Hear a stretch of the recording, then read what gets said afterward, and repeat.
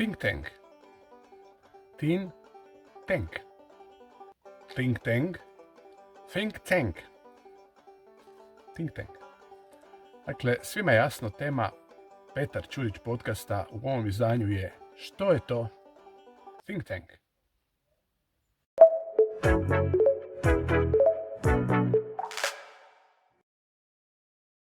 Dobrodošli još jedan Petar Ćurić podcast. Što je to think tank? Radi se o engleskom terminu koji se koristi i kod nas, ali stvarno ga nije baš najjednostavnije za izgovoriti.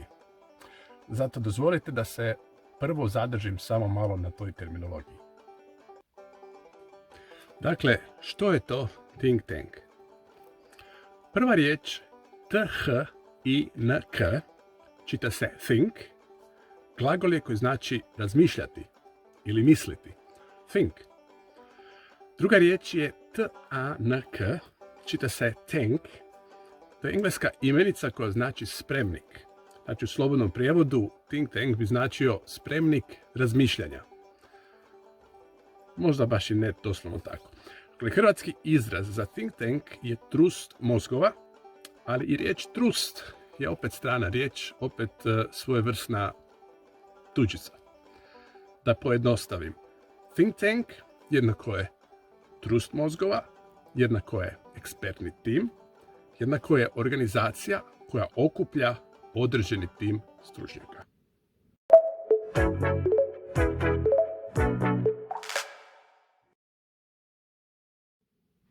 Ali mi ćemo se ipak zadržati na izrazu think tank. Zato što se ne radi samo o gramatici engleskog jezika i prijevodu s engleskog na hrvatski, već je riječ o nečemu puno većem i zato što taj izraz označava cijelu jednu kulturu ponašanja u društvu. Riječ je o političkoj kulturi koja postoji u mnogim zemljama zapada, odnedavno postoji i ovdje kod nas, ali o tome malo kasnije. Mi često citiramo onu, ako se ti već ne baviš politikom, budi siguran da se politika cijelo vrijeme bavi tobom. Think tank je oblik društvenog angažmana koji se interesira za politiku, ali nije nužno u politici. Ili ipak je.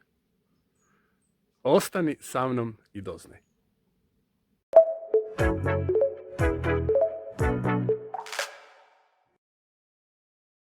Ako zavirimo enciklopediju Britanniku, koja je uvijek jako dobra polazična točka, definicija think tanka je opisana kao institut, skupina ljudi, organiziranih oko proučavanja i istraživanja određenih tematika s ciljem pružanja prijedloga, savjeta, konzultacija i rješenja, zavisno čime se pojedini think tank bavi. Ti instituti nisu državne institucije i uglavnom djeluju kao neprofitne organizacije, ali svoj rad mogu obavljati i za državu, odnosno za vladine i druge klijente, a izvori financiranja think tankova su uglavnom donacije, razni ugovori, sponzorstva, patenti i sl. Pojam think tanka prvi put je korišten u Drugom svjetskom ratu u opisu sigurnog mjesta gdje su glavešine mogle nesmetano raspravljati o svojim planovima i strategijama, no značenje se kasnije i mijenjalo, a u Sjedinjenim državama izraz prvenstveno kasnije korišten za neprofitne privatne organizacije. Dugi niz godina znanstvenici koji su proučavali think tankove smatrali su ih upravo američkim fenomenom zbog američkog političkog sustava. Naime, tradicija američkog političkog sustava je često da je privatno financiranje ispred javnog financiranja takvih organizacija i u tome je think tank odigrao jednu od osnovnih uloga. Međutim, početkom 21. stoljeća više od polovice svjetskih think tankova nalazilo se u Europi, dakako uz Sjevernu Ameriku. U Njemačkoj, primjerice, postoje veliki utjecajni think tankovi, ali njih financira država i povezani su s političkim strankama i sveučilištima. U Francuskoj su organizacije poput think tankova također povezane sa vladom u Parizu. No svi think tankovi imaju neke zajedničke karakteristike. Prva je fokus na politiku. Znači da je cilj think tankova usmjeravati svoja istraživanja prema kreiranju utjecaja na javne politike, što kroz medijsko informiranje, a što, ako je moguće, kroz direktne procese u politici. Jer think tankovi imaju za cilj pomagati u rješavanju vrlo konkretnih političkih problema i izazova, a ne samo sudjelovati u teorijskim raspravama. I to bih htio naglasiti da treba upamtiti. Druga zajednička karakteristika think tankova je njihova uloga u javnom prostoru.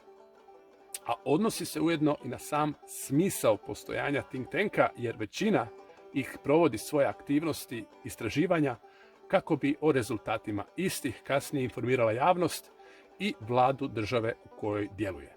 Izuzetno važna je karakteristika svakog think tanka stručnost osoblja. Naime, ključni su intelektualni resursi think tanka, pa je to ujedno i najbolja legitimacija svake think tank organizacije. A sada o poveznicama think tankova sa političkim strankama.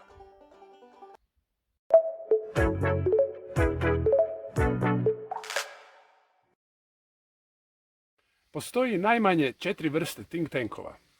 Neki su ideološki povezani s organizacijama koje imaju određenu političku ili ideološku filozofiju. Ti think tankovi zagovaraju ideološka stajališta i osnovani su upravo kako bi lobirali kod zakonodavca da se određena njihova rješenja usvoje. Primjeri uključuju think tankovi koji pružaju ekonomske ili političke savjete konzervativcima ili laburistima u Engleskoj ili think tankovi povezani sa političkim strankama u Njemačkoj. Druga vrsta su specijalistički think tankovi, a oni pak uključuju institute sa prvenstveno tematskim fokusom. Primjerice, česta je tema vanjska politika, a mogu biti specijalizirani za ostale teme, kao što su zaštita okoliša, zelene politike i drugo. Treći su think tankovi koji ne rade na nacionalnoj, već na široj, regionalnoj ili nadnacionalnoj razini, poput onih sa sjedištem u Briselu koji se bave poslovima europskih zemalja. I posljednja četvrta kategorija, to su think tankovi koji su osim tradicionalnih aktivnosti aktivni i na sasvim praktičnoj razini. Primjerice, aktivni u financiranju nekih dobrotvornih projekata. Međutim, treba upamtiti da think tankovi još uvijek nisu isto što i filantropske organizacije. Think tankovi također nisu isto što i vladine savjetodavne organizacije, jer think tankovi imaju jedinstvenu ulogu u pružanju neovisnije intelektualne podrške u smislu određenih alternativa javne politici. Znači, uloga think tanka je biti mostom između znanosti, stručnosti i vladinih politika. Da bi think tankovi bili ono što oni doista jesu, trebamo uvijek zapamtiti da think tankovi moraju služiti javnom interesu. To znači da moraju igrati ulogu u određivanju prioriteta nekih tema u odnosu na neke druge teme.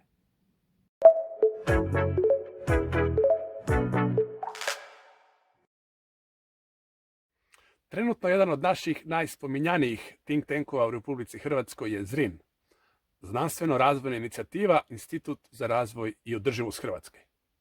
ZRIN je osnovan prije samo malo više od 6 mjeseci, ali njime predsjeda i vodi ga vrhunski hrvatski top menadžer, magistar, inženjer strojarstva Damir Vanđelić.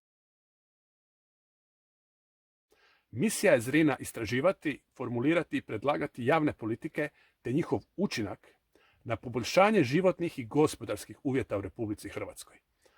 ZRIN je nevladina, nestranačka i neprofitna organizacija koja želi uključiti sve građane u reviziju hrvatske društvene paradigme te znatno poboljšati hrvatske političke i ekonomske institucije. Želiš li postati članom ZRIN-a? Javi se na e-mail zrin.udruga@gmail.com ili možeš popuniti online prijavnicu na web adresi zrin-institut.hr.